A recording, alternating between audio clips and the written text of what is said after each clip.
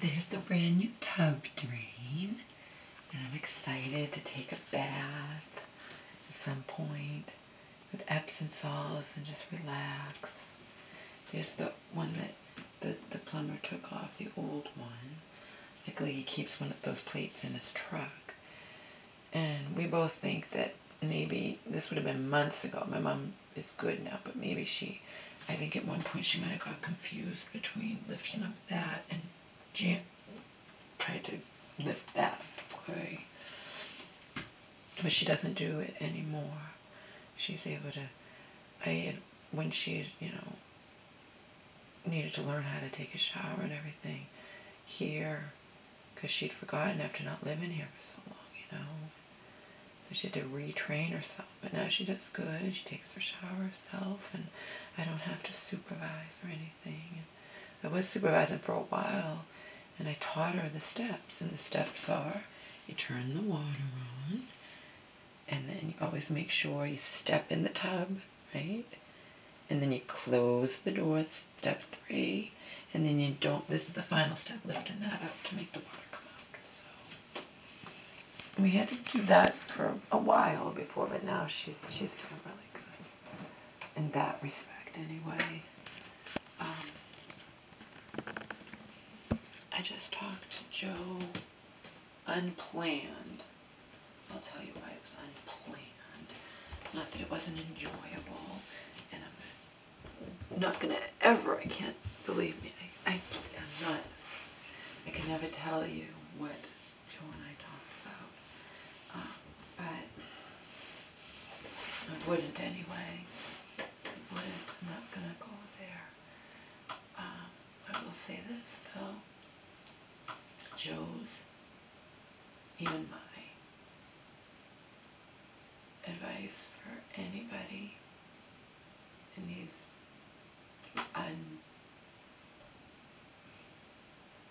unimaginable, unbelievable times we have now all found ourselves in,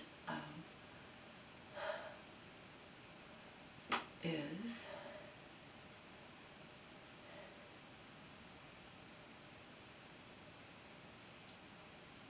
don't believe everything you see and hear.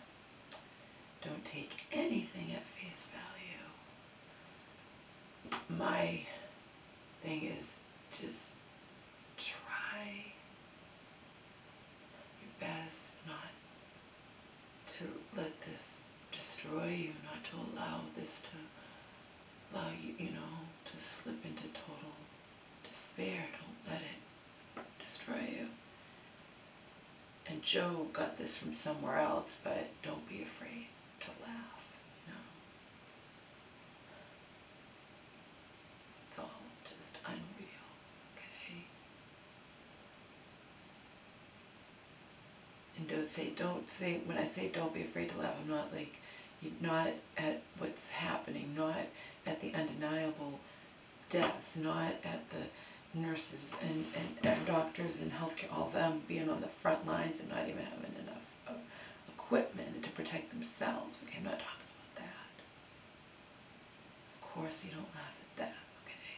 And I know damn well, and so does Joe, even though for now, unless things get really, really, really bad, neither of us are in this boat. We have empathy for the people who say, well, how am I supposed to stay positive? How am I supposed to do this? I don't know how I'm going to pay my bills, don't know how I'm going to do this. I know.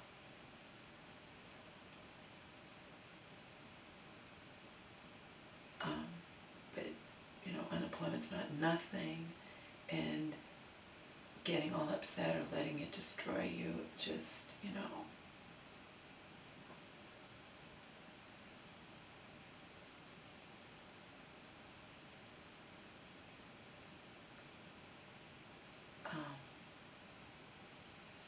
Joe and I aren't, for now, unless, like I say, things get really bad.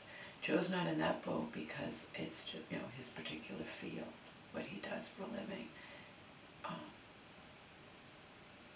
he has empathy galore. It's the first thing out of his mouth when we're talking, like, with the economy being, you know, going into free fall, and you know, what about all the people that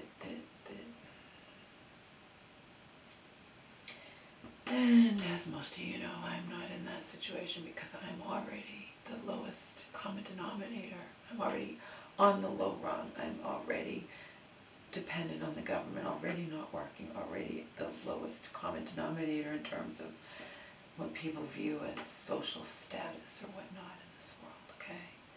So I'm not in your same boat, like say a bartender, a waitress, a hairstylist, you know, a cook, you know, all the, I mean, even all, you know, all the small businesses that have to close, all the ones that I am not, obviously not in that situation. And I wouldn't even pretend to know what you're going through, okay? And Joe's not in that situation either for the opposite reason than me. He simply has a career job field that he's had for a long, long, long time, okay? And busted his ass, okay? This was started back when we were together, boyfriend, girlfriend, when 20-some, more than that, 25 years. So he's, okay, so he's earned it, but even there's no guarantee of anything. Nobody knows what's going on. I'm just saying at this moment, Joe and I aren't in your position. If you're being forced to be like, oh my God, I have to go try to get unemployment, you know. And everybody's supposed to be able to get unemployment, but what if it gets all jammed up? What if it takes because of online or whatever, trying to do it, or, you know, I don't know. All I know is that I've told you guys before, Joe 100% believes in Anunnaki, as in alien creatures who are not out for our best interest, you know, are running the whole show, okay? Doesn't mean there's not a God. And then you say, that, you're out of left field, Lord. I didn't say I believe it. I'm telling you what Joe believes, okay?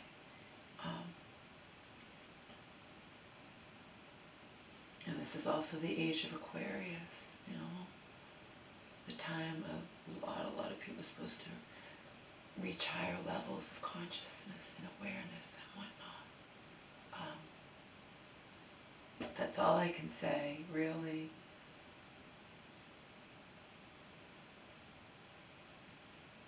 Because what a fucking tragedy on top of, you know,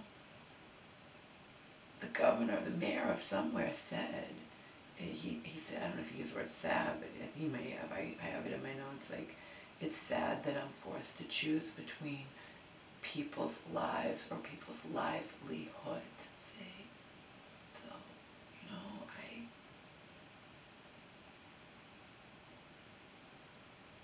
but we can't all just slip into despair, right? Gotta find some kind of strength, okay? Now, that being said, think about my mom. Think about how many times she's been thrown into mental hospitals against her will, okay? And in her eyes, it wasn't warranted. But we all know most of the time it was. This last time it wasn't. I don't feel, I didn't do it to her. So, and she was only in there a few days, which kind of backs up that I was right. But we'll set that aside. Because normally she's in 3 weeks or a month or gets committed or whatnot. She's in a few days. She steps in there and her doctor was like, you don't belong in here. Then I think she was falsely put in there. But again, wasn't my decision, wasn't in my fucking control, okay? It's not that she was perfect, okay? But come on, she's not even allowed to be a little, anyway, think about her, okay? Think about her. Think about others like her. I told her point blank, Mom, the last place on earth you want to be right now is in any type of hospital. Hospitals are chaos, okay? You don't want to be sent to a hospital to be evaluated and then do you, you know, whatever, you don't want to break. You don't want to break, okay? If any of you are in that position, right, you don't want to break right now and wind up having to go, you don't want to be in any hospital situation, be it regular or mental, okay? It's the last place you would want to be right now. And I tell it to my mom, you've got to find the strength not to break, okay? And she seems to be doing okay. She does cry sometimes because she's sensitive and she's watching that shit on the news, okay? Because I want it, watch it. Joe doesn't think that's probably the best idea, but he's not me and I'm not him, and I want to know what's going on, okay? And as for my mom, last thing I'm going to do is order her to not, but I told her, if you don't feel you can handle this shit, Mom, okay, if it's too much for you watching all of this, don't watch it. Go in your room. Relax. Watch whatever on your TV that's not this. Oh, you can't do that when the president thing's on because that takes over every channel, I believe. But listen to music, read your magazines. You have plenty of magazines. You subscribe to In Touch, and you're way behind in reading them. They come every week. You get what I'm saying? I can watch this shit and I can handle it fine, okay?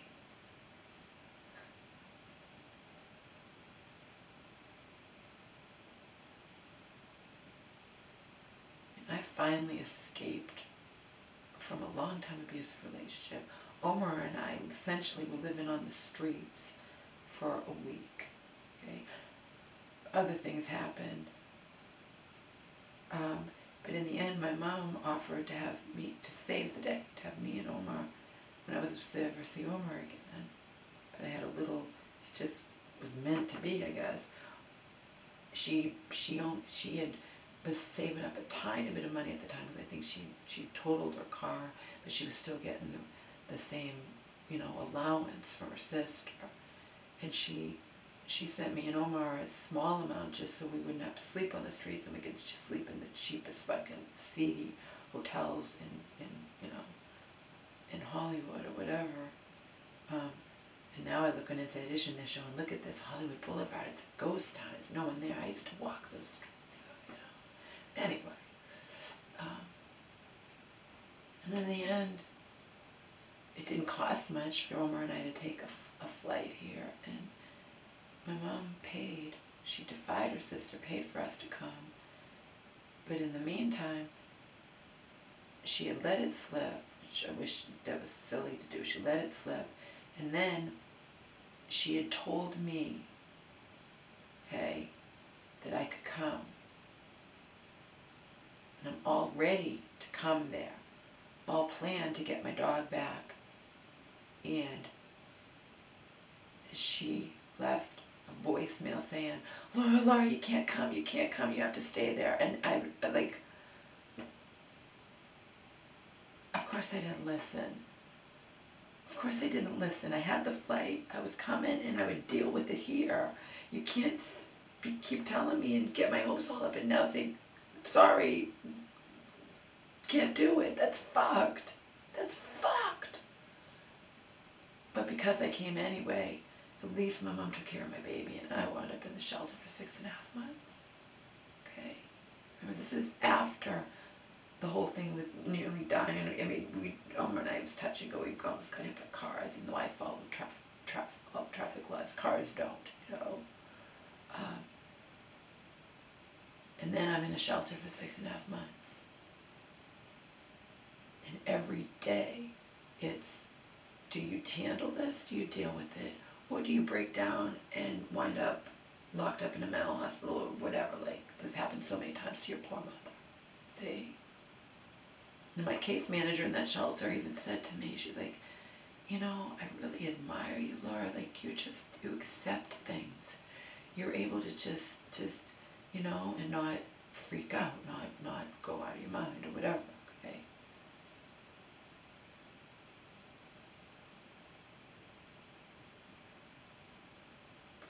What choice do what do we have? A choice do we have? Get it? If you freak out and do something bad, you'll be in jail. If you freak out and wind up, you'll be sectioned. You'll go into a mental hospital. The last place in the world you want to be right now is in any hospital, okay? And that's what I say to her when she cries, or you know, she was crying just hearing about, you know, Kenny Rogers passing away. I don't know, we didn't know about that until we watched Romans tonight at, you know, 6:30. And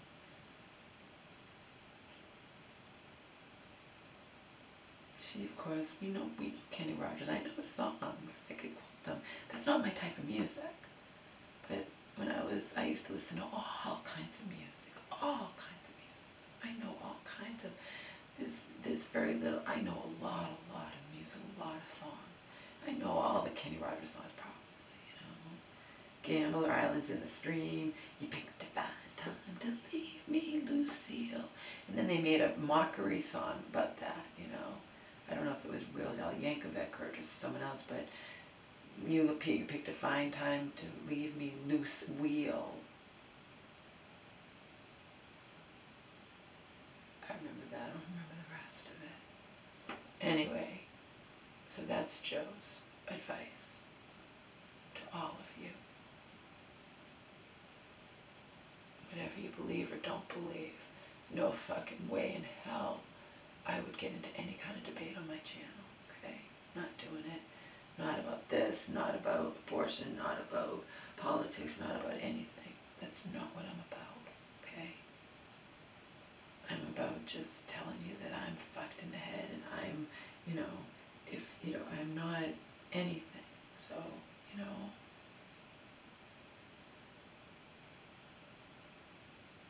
even those of you who like me or you like me for my body, whatever, I'm like, okay, that's cool, whatever, you know.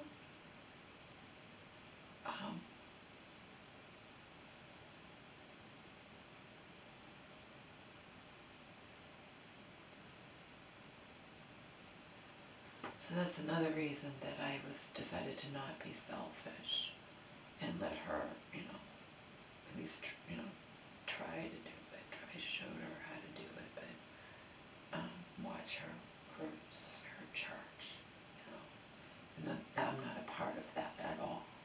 At all. I have to respect the fact that it's important to her, okay? It's important to her, so I can give up, you know, I can sacrifice, but again,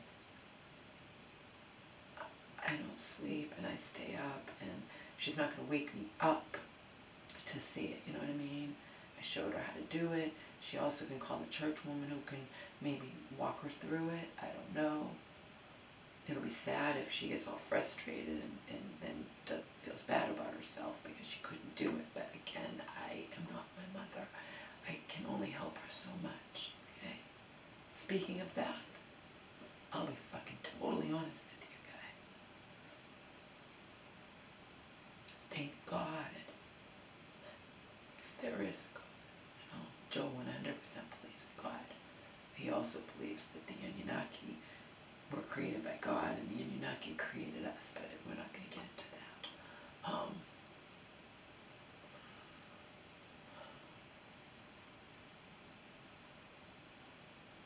And I 100%, Joe introduced me to David Icke in 2013, and I read,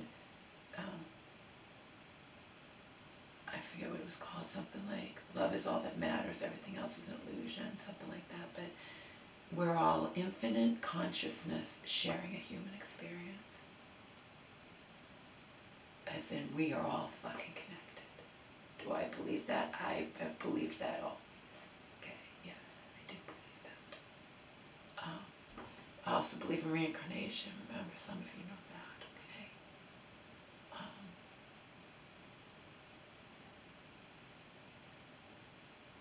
And we just... anyhow, I was this close to leaving here, and I had nowhere to go. My mom said to me the other day, aren't you glad you didn't leave? I'm like, Mom, you don't know how glad I am. And the thing is, our former friend was pushing me and pushing me and pushing me to leave. And I save all the texts, her texts, so I can prove it, okay? And maybe she was right on one level. But can you imagine if all this shit was going down and I was in a fucking homeless shelter with my elderly blind dog? Thank God I didn't leave. Thank God I didn't leave, okay? Nobody knew what was coming. Like a thief in the night. Nobody knew this was coming, okay? It doesn't change the reasons I was going to leave. Don't get me wrong. It doesn't. But thank God that I'm here and not alone, okay?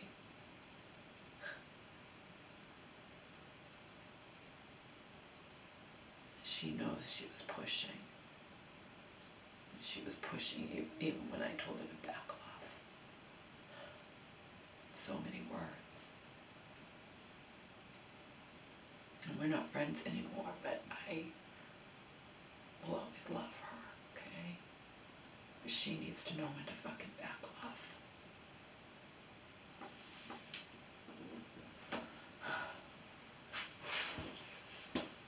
I always love her, and I do think about her, and I wonder how she's dealing with all of this. But, you know, it's pretty much better that only Joe is in my life besides my mom, because I need to concentrate on keeping my mom safe, my mom healthy, and doing everything in my power to, like, just, my mom needs to stay strong. And the last fucking place in the world anybody wants to be right now is anywhere near any hospital.